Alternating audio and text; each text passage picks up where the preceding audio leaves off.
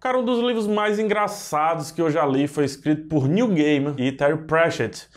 Não lembro de antes ter lido algo tão sarcástico e subversivo dentro da literatura que eu estava acostumado, pois que finalmente esse livro chega às telas pela Prime Video, e eu tô falando do Belas Maldições, mas como eles curiosamente não traduziram, ficou como Good Omens. Como eu dizia, sarcasmo é o que comanda essa sátira aqui. Nela, um anjo e um demônio decidem cuidar, ou pelo menos olhar de perto ali, o anticristo, porque ambos, inclusive o demônio, passaram a amar o reino dos humanos e não querem o apocalipse, né? Não querem que a terra acabe. O problema é que, em uma confusão ali durante o nascimento do anticristo, ele foi trocado. E os dois passaram quase 11 anos cuidando da criança completamente errada.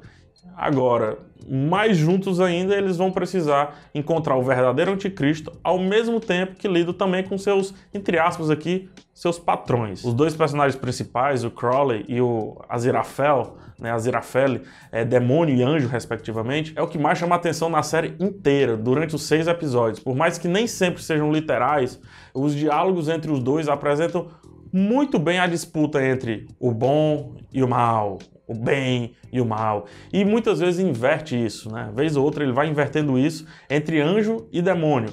Isso dá um nó na cabeça da gente, porque dá vontade de ver novamente.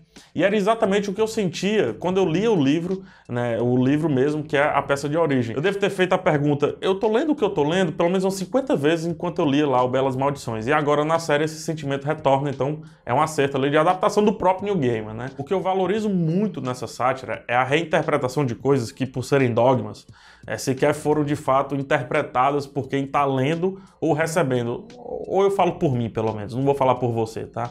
É algo que foi entregue como um dogma e pronto, né?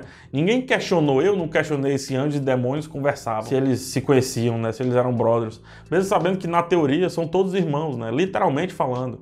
A genialidade do texto vem daí e a série evolui muito bem essas tiradas do texto que agora ganham, obviamente, a TV. O Crowley é vivido por um soltaço, sem expressão e malucaço, sem expressão de propósito, né? Que é o David Tennant, que foi aí o Doctor Who, um dos Doctor Who, e também o Kilgrave lá da série Jessica Jones. É engraçado como ele não sente medo, ele não sente praticamente nada, mas ao mesmo tempo consegue demonstrar se importar, mesmo não deixando isso muito claro. Ele nunca é muito direto quando se importa com alguém ou com algo. Ele zoa os próprios demônios dizendo que fizeram alguns demonismos, vamos dizer assim, e entende muito mais sobre o mundo do que os outros demônios que parecem, assim como muitos aqui pela Terra, apenas seguir um dogma, só que um dogma diferente do que a gente está acostumado, né?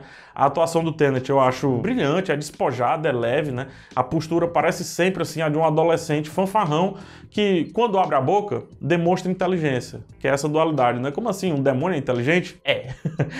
Como o anjo Aziraphale, o Michael Chan é hilário, né? Mesmo que não cause sempre ali a gargalhada. É meio confuso, mas é a tal comédia de detalhes que eu costumo falar sempre, que o ator também aqui entende muito bem. A graça está em como ele fala um texto, né, um texto controverso para a realidade dele, a realidade de um anjo, e quando percebe, perde um pouco a postura, perde um pouco o olhar, né?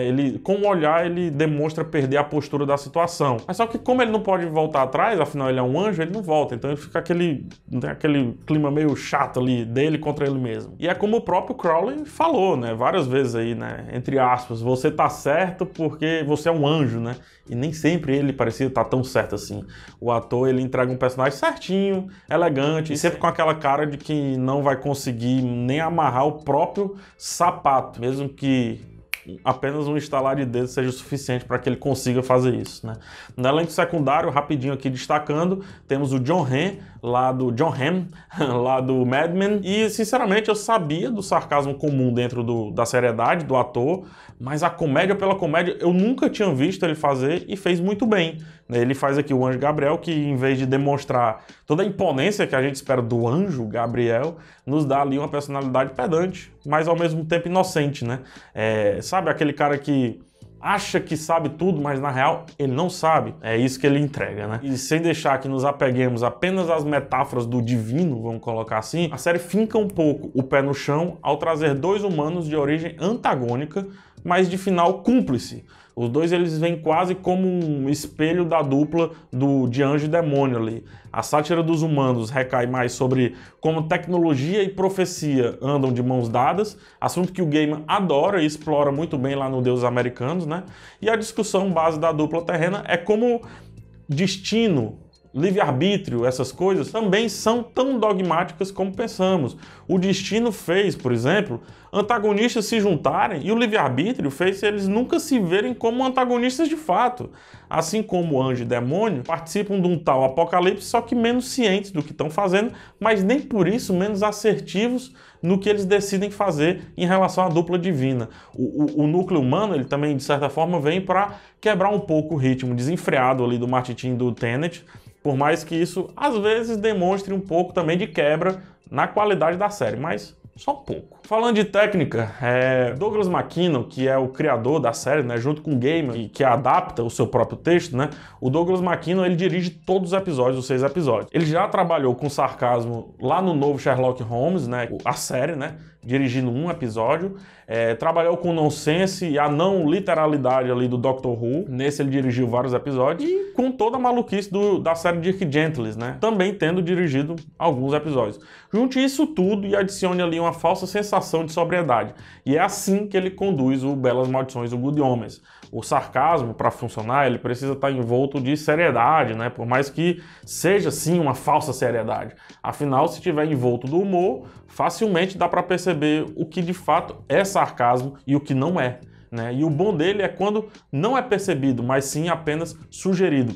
A direção do McKinnon entrega uma cena super séria, mas ao mesmo tempo estranha o suficiente para você não aceitar essa seriedade como um todo, assim, essa seriedade como um bloco irrevogável. A narração de Deus, ou no caso da Frances McDormand, né, ajuda bastante, né, essa condução entre seriedade e sarcasmo. A voz sóbria, mas com um tom muito duvidoso, muito estranho, a todo o contexto ali um tom de desdém super absurdo do próprio Deus. A fotografia, falando um pouco dela, sempre posiciona os personagens ali, aliados antagonistas, em cores distintas. Ora muda o filtro, ora muda as cores do cenário mesmo, da cena em si, né? O humano Lucifer, é assim a pronúncia do nome dele, eu acho que é. Quando ele aparece em cena, traz um filtro bem lavado, né? De cores mais cinzas e tudo mais. A Anatema, em cena, traz cores leves, de paz, de tranquilidade, mas um ou outro tom cítrico, para mostrar ali a altivez da personagem, né, a volúpia da personagem. E quando os dois se juntam, a cena parece uma confusão visual, para realmente retratar a confusão que é de fato os dois não seguirem os seus destinos. E o mesmo acontece com o anjo e o demônio, mas aí a fotografia e a direção de arte eles são bem mais diretos, bem mais entregam mais o preto ou o branco. E no caso, o preto muitas vezes misturado ali com o roxo para mostrar que o Crowley ele não é tão extremo assim. É como se fosse um demônio, sei lá, um demônio mais moderno, né? Assim como o roxo é hoje considerado, pelo menos até então, uma cor moderna ali quando é usada na publicidade. Eu falei há um tempão assim que Belas Maldições é a mistura perfeita de Monty Python com o Guia do Mochileiro das Galáxias. E depois de ver a série apontar até mais ali pro lado do Monty Python, né, pro humor do Monty Python, eu reafirmo, Belas Maldições apresenta toda aquela destruição do imaginário comum que Monty Python faz muito bem e também a, digamos, malcriação teológica, cultural, social do Douglas Adams. Só ele e o Gaiman sabem fazer muito bem. Em 1990, o Neil Gaiman e o Terry Pratchett escreveram aí esse livro maravilhoso e mal sabiam da série, menos ainda em que época a série seria lançada. E num momento tão polarizado entre esquerda e direita, Marvel e DC, biscoito e bolacha, temos muito aí o que aprender com um anjo e um demônio descobrindo que bem e mal, e certo e errado, não andam necessariamente de mãos dadas. Na verdade, é mais importante entendermos a cabeça de quem faz do que, de fato, o que essa pessoa fez ou o que essa pessoa faz. É importante que a gente troque o lógico pelo psicológico, né? E daí passamos a entender que existem várias formas daquilo que chamamos de apocalipse. Nada mais a falar, comenta aqui embaixo, me diz o que é que você achou sobre a minha opinião. Se gostou do vídeo já sabe, dá joinha, se não dá dislike, vai aqui na descrição do vídeo, acessa minhas redes sociais, eu tô começando a utilizar muito mais para conversar com vocês. A gente se vê no próximo vídeo e tchau!